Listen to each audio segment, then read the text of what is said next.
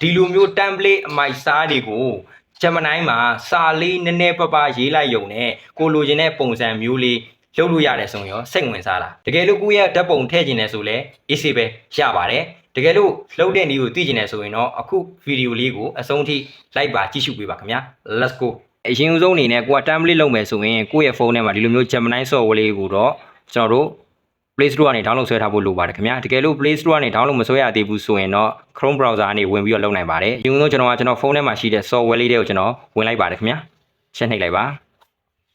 ဟုတ်ကဲ့ပါဒီလိုမျိုးနေရာကိုရောက်လာပြီဆိုရင်တော့ကိုထည့်သုံးခြင်းတဲ့ပုံတွေကိုလည်းကိုထည့်လို့ရပါတယ်ကျွန်တော်ကတော့အခုလုပ်ပြမှာကတော့ပုံတော့နည်းနည်းများတယ်ဗျာเนาะကျွန်တော်ဖန်တီးမဲ့ template ပါတခါတည်းကျွန်တော်ဖန်တီးမှာဆိုတော့เนาะโอเคအပေါင်းလက္ခဏာလေးကိုနှိပ်လိုက်ပါပြီးရင်ဒီမှာ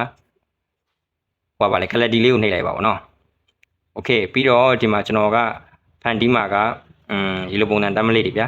เนาะဒီမှာလိုပုံစံ template တွေtemplate တွေ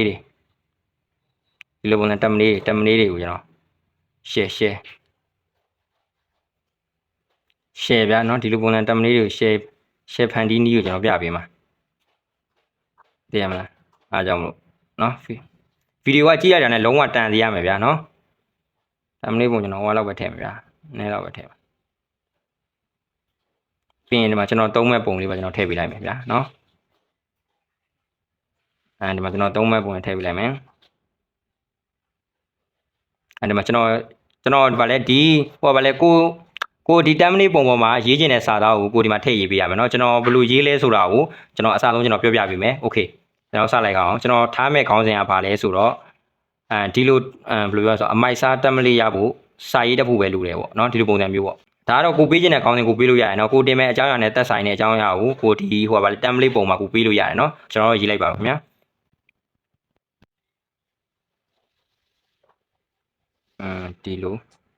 ဒီလိုပုံစံDHU ဒီလိုပုံစံ template တွေကြဖို့စာရေးတတ်ဖို့ပဲလိုရပါတော့စာရေးတတ်ဖို့လိုမလို့တော့ဗျာဒီလိုပုံစံ template တွေရဖို့ကူးချလိုက်ပါဘောနော်ဒီလိုပုံစံလေးလိုက်တော့ကူးချလိုက်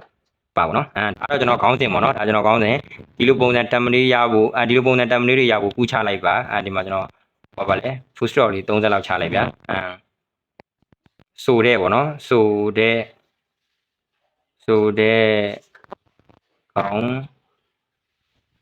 င်းစဉ်နဲ့ဒီနားမှာကကျွန်တော် YouTube ဆိုလဲ YouTube Facebook ဆိုလဲ Facebook ပေါ့နော်ဒီဟိုပါလဲ Facebook template တော့ TikTok မှာပဲတင်လို့ဟိုပါလဲတကယ်လို့ Facebook template တော့ TikTok မှာပါတခါတည်းတင်လို့ရတယ်ဗျာနော်ကျွန်တော်အခု YouTube အတွက် template ဆိုတော့ YouTube template ပေါ့နော် YouTube template ဒီမှာဟိုပါလဲ16 ratio 9ပေါ့နော်တကယ်လို့က Facebook ဆိုရင်ဒီမှာ Facebook ဟိုဒီနောက်က template ဟိုပါလဲ9 ratio 16ပေါ့နော်အဲ့လိုပုံစံမျိုးပေါ့နော်9 ratio 16ဓာတ်ပုံကိုပေါ့နော်ဓာတ်ပုံကိုလူတွေစိတ်ဝင်စားအောင်ဖန်တီးပေးပါဒီမှာကျွန်တော်တစ်ခါရေးလိုက်မယ်ကျွန်တော်ပုံရပေးမှာကျွန်တော်ရဲ့ဓာတ်ပုံပေးမှာ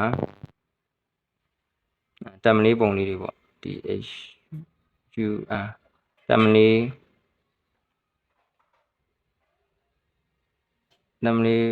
ပုံတွေကိုပတ်လည်ပေါ့ပတ်လည်